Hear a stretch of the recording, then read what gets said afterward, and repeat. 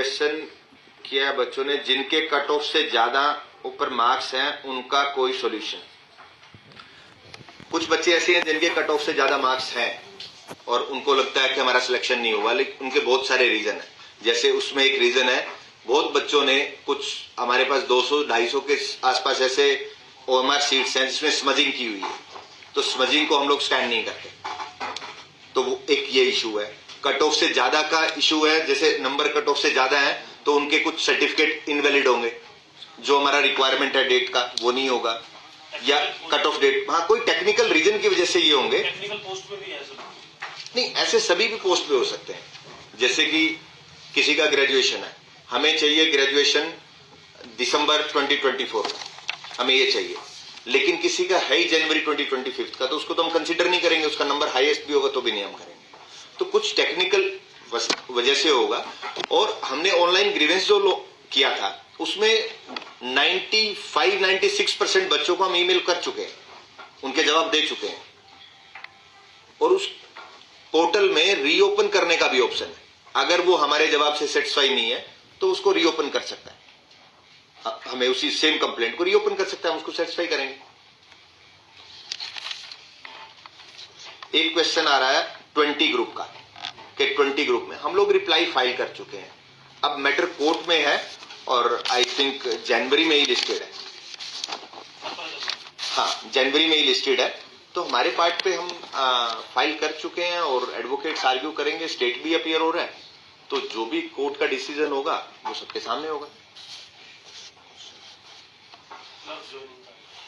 Clerk joining के कुछ departments में कुछ क्लैरिफिकेशंस हैं रूल्स में, जैसे जो उन्होंने रिक्वेजिशन हमें भेजी है उसके अकॉर्डिंग, तो हम 70-80% का रिप्लाई कर चुके हैं उनके जो भी क्वेरीज आई थी डिपार्टमेंट्स की।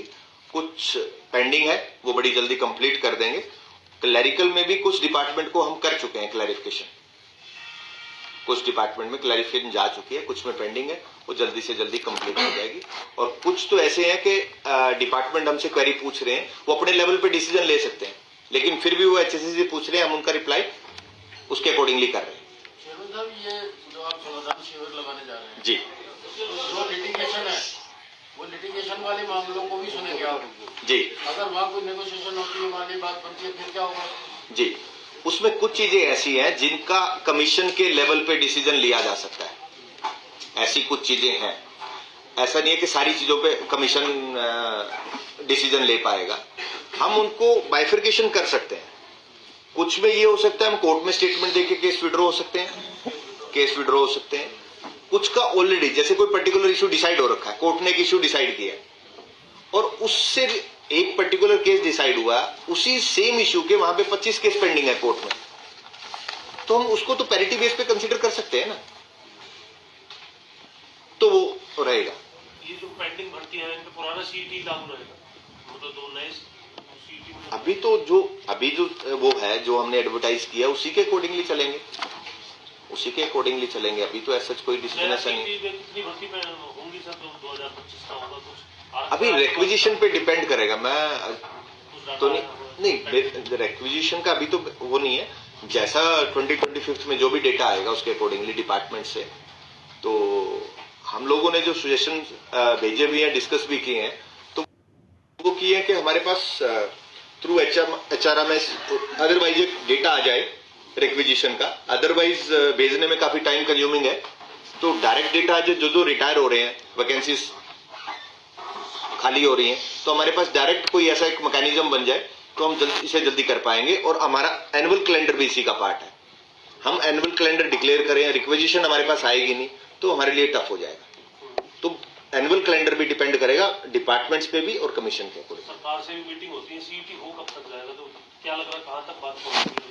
अब वो हो गया, कैबिनेट से पास हो गया, नोटिफिकेशन होगा, जल्दी से जल्दी जितना जल्दी हो पाएगा। मैं टाइम तो क्योंकि मेरे कमीशन के लेवल पे कुछ भी नहीं है तो मैं नहीं वो कर सकता, लेकिन बहुत जल्दी होगा। NTA वाला ही रहेगा या वो भी तय करेगी? वो सरकार को डिसाइड करना है, वो हमारा मैटर नहीं है। CET बेसिकली सरकार ने करना है, तो वो है। लेकिन कोर्ट में क्योंकि हमने 31 दिसंबर तक का बोला था, तो वो भी है, हो सकता है हमें एक्सटेंशन ऑफ टाइम के लिए भी जाना पड़े, क्योंकि कोर्ट में स्टेटमेंट दिया था। लेकिन कुछ प्रोसीजर है जो लेंथी हो जाना है, अब तो मेरे ख्याल से बिल्कुल लास्ट स्टेज पे है, कोई ज्यादा टाइम नहीं लगने वाला। जो आपने अभी डाटा दिया अपने कार्यकाल का, ये आपके और कुछ 56 दिनों का जो भी उसमें हुआ, आपको कुछ बच रहा है? जो नहीं, मेरा कुछ नहीं बचा। कंप्लीट है। हाँ, मेरा कंप्लीट। जो हमारे फ्यूचर प्लान्स हम लोग आप लोगों के साथ शेयर कर रहे हैं, जो नेक्स्ट ईयर का हमारा प्लान, इस नेक्स्ट ईयर में ज्वाइनिंग पे टाइम में भी आप लोग सभी साथी थे, तो मैंने प्लान किया था कि हमारा कुछ ऐसा हम लोग जाके वर्किंग करेंगे कि एनुअल एग्जामिनेशन कैलेंडर होगा।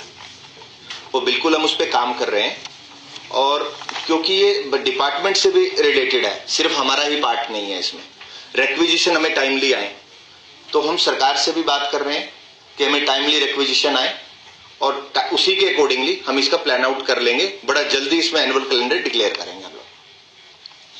सेकंड, एक ग्रीवेंस पोर्टल। हमारे कमीशन पे ग्रीवेंस का बहुत बड़ा नंबर था, जो ग्रीवेंस आते थे बच्चों का, आप लोगों को भी सबको एक्सपीरियंस है, बहुत लोग आते थे। वो नंबर काफी हद तक डिक्रीज हुआ है, क्योंकि हमने रिजल्ट के लिए टीजीटी रिजल्ट और ये 24,000 का जो रिजल्ट निकाला है, उनके लिए हम लोगों ने ग्रीवेंस पोर्टल ओपन किए, जिसके बहुत अच्छे रिजल्ट्स आए। तो हमने डिसाइड ये किया है कि बड़ी जल्दी और मोस्ट प्रोबेबली जनवरी में ही हम ग्रीवेंस पोर्टल ओपन करेंगे कैंडिडेट्स के लिए, तो उनको कमीशन विजिट नहीं करना पड़ेगा। उसके अलावा उसमें एक ऐसा भी फीचर का प्लान कर रहे हैं कि अगर कोई कैंडिडेट चेयरमैन से अपॉइंटमेंट लेके किसी इश्यू को डिस्कस करना चाहता है, तो थ्रू वीसी वो कर पाएगा। इस पे भी प्लान आउट कर रहे हैं। अगर कुछ ऐसा कुछ हो पाता है तो ये भी हम लोग करने को रेडी हैं।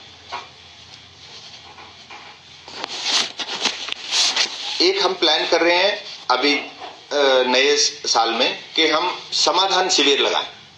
जो कोर्ट्स के केसेस हैं या कुछ ऐसे रिप्रेजेंटेशंस हैं, लीगल नोटिस हैं, जो अभी कोर्ट में जो लोग नहीं गए हैं, उसके लिए एक समाधान शिविर लगाने का प्लान है।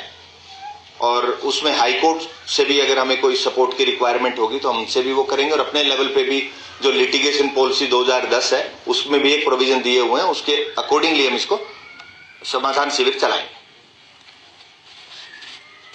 हर महीने या कैसे? नहीं, ये वन टाइम चलाएंगे, वन टाइम चलाएंगे। उसमें जो पेंडिंग लिटिगेशन होगी उस पर जो भी है कैंडिडेट्स आ सकते हैं, अपने व्यूज रख सकते हैं, और इस लेवल का अगर कोई होगा कि हमारे लेवल पे डिसाइड करने के हम हैं, तो हम उसको डिसाइड करेंगे और खत्म करेंगे।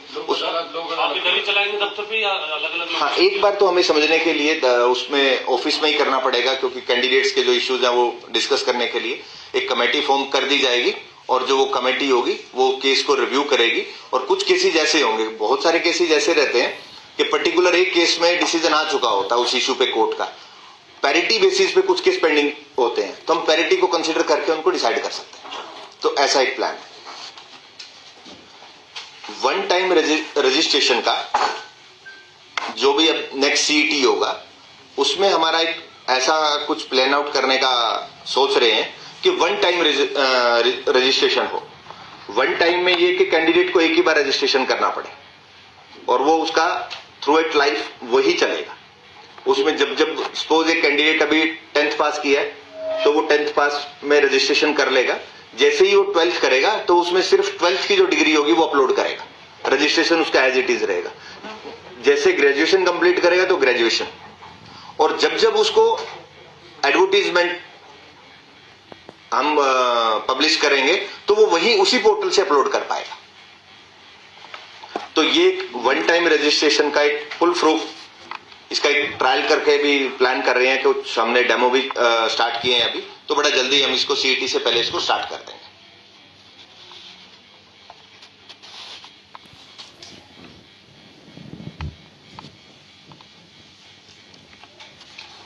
तो ये हमारा नेक्स्ट ईयर के प्लान्स हैं।